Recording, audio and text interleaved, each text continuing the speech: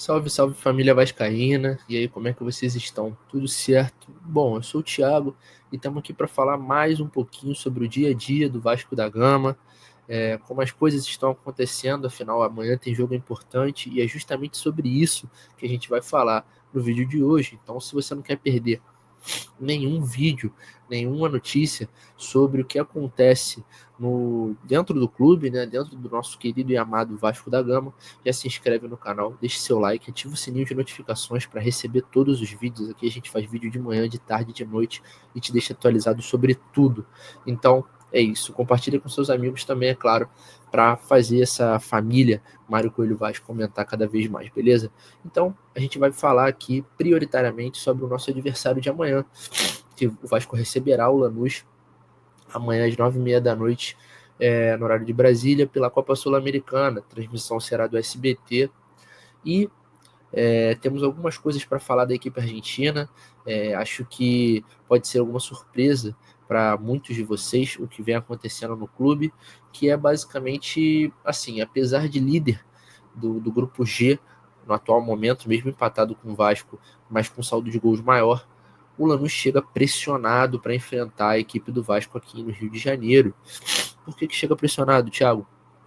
Bom, igual nós, o Lanús enfrentou nessa última rodada do Campeonato Argentino o seu maior rival, o Banfield, e também empatou dentro de casa por 1-1. Só que os moldes foram outros. O treinador Maurício Pellegrino,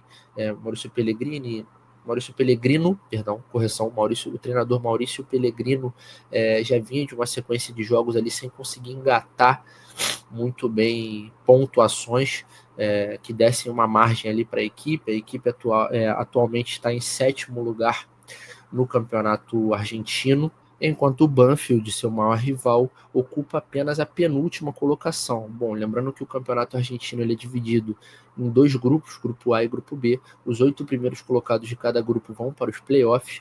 O Lanús atualmente ocupa a 7ª posição, como disse, e o Banfield ocupa, no caso o Lanús está no grupo B, e o Banfield ocupa a penúltima colocação do grupo A. Então existe uma disparidade entre as equipes, já deu para imaginar o porquê que essa partida causou uma revolta, além de ser contra o maior rival, empatar dentro de casa contra o penúltimo colocado do grupo A não deve ter sido nada legal. Foi um empate tardio, o Lanús vinha ganhando a partida e aos 30 minutos sofreu um gol de cabeça e quase perdeu o jogo. O Lanús se contraiu e o Banfield começou a gostar bastante da partida e quase virou o jogo jogando, no caso, lá dentro da casa do Lanús. Então, assim, a gente vê que a posição que a equipe argentina está no momento é uma posição de fragilidade, principalmente falando em relação ao seu técnico.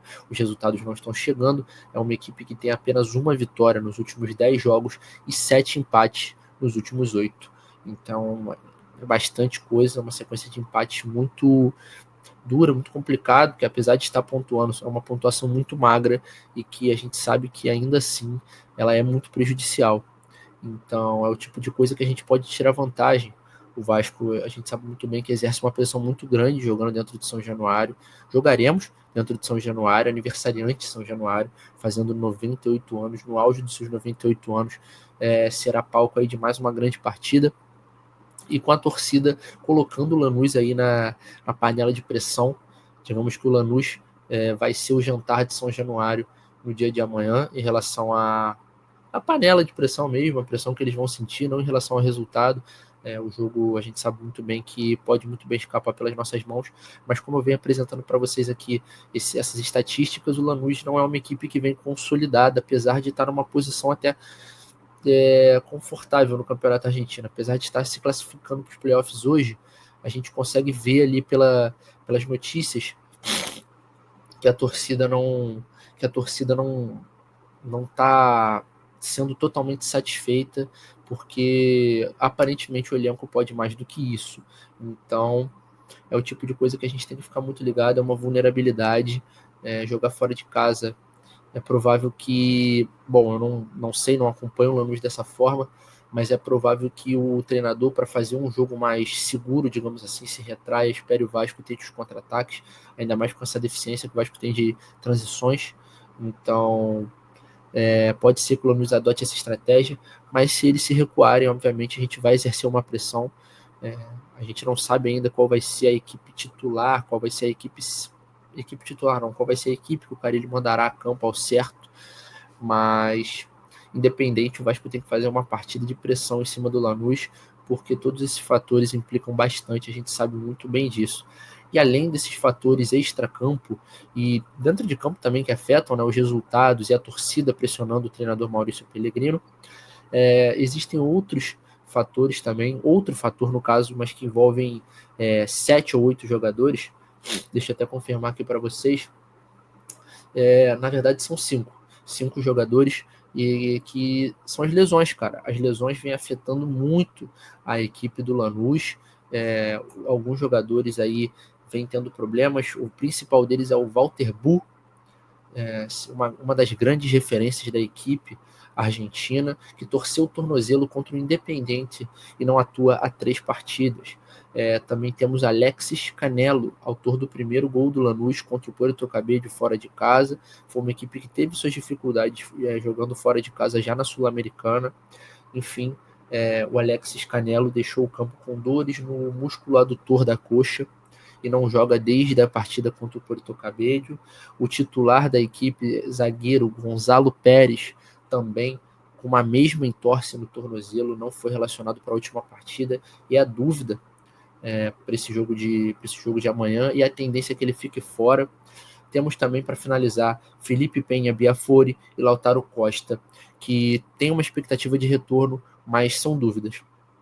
Enfim, a gente consegue ver, digamos assim, se a gente olhar um pouquinho do outro lado da cerca, olhar do outro lado do muro, a gente vê que a situação também não é perfeita do outro lado, muito pelo contrário. Eles já estão ali numa situação de pressão, e a gente pode ajudar a colocar pimenta nesse angu e dificultar a vida do Lanús aqui dentro de São Januário. Aparentemente, a partida fora de casa contra o Lanús também não vai ser, como é que eu posso dizer, um pesadelo, digamos assim. É uma equipe que apresenta situações de vulnerabilidade, como a gente pode ver, mas assim, independente disso, é uma equipe argentina, uma equipe já campeã do torneio e é experiente, então a gente tem que tomar cuidado, muito cuidado, quando for jogar contra equipes argentinas, equipes cascudas, porque são jogadores que são criados nesse meio ambiente e criados para jogar esse tipo de jogo.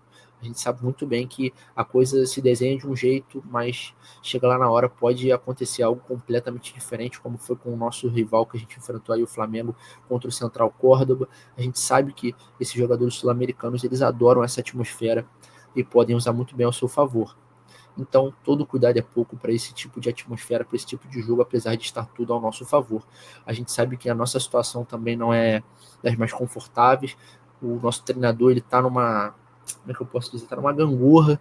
Tem dias que ele está lá embaixo, tem dias que ele fica de castigo lá em cima. Então, no caso da gangorra, né? Então, a qualquer momento, uma sequência pesada de derrotas, como uma sequência pesada de derrotas, uma sequência pesada de jogos, como vem sendo essa sequência de agora, pode ser que derrube o nosso treinador, mas, como disse, apesar disso, temos boa parte de toda a situação ao nosso favor. Afinal, jogaremos em casa, ao lado da nossa torcida, contra uma equipe que vem apresentando problemas. E repito, tem apenas uma vitória nos últimos 10 jogos e 7 empates nos últimos 8. Então, a gente sabe que eles carecem de resultados. A gente também pode acabar se aproveitando de um possível desespero em certos momentos da partida. Enfim, vamos ver como é que vai correr aí essa situação. Beleza, rapaziada? Mas é isso, é só um panorama sobre a situação atual do Lanús, sobre o que permeia esse confronto de amanhã, que vai ser extremamente importante. Então, eu acho que vocês repararam também que eu estou um pouquinho resfriado. Aqui no Rio de Janeiro tem tendo uma mudança de tempo muito drástica. Chove, para, sol, chove. Enfim, acabei pegando um resfriado forte. Mas muito obrigado por terem assistido o vídeo de hoje. Tamo junto. Não esquece de deixar o like, se inscrever aqui no canal, ativar o sininho de notificações para acompanhar tudo. Valeu e até a próxima.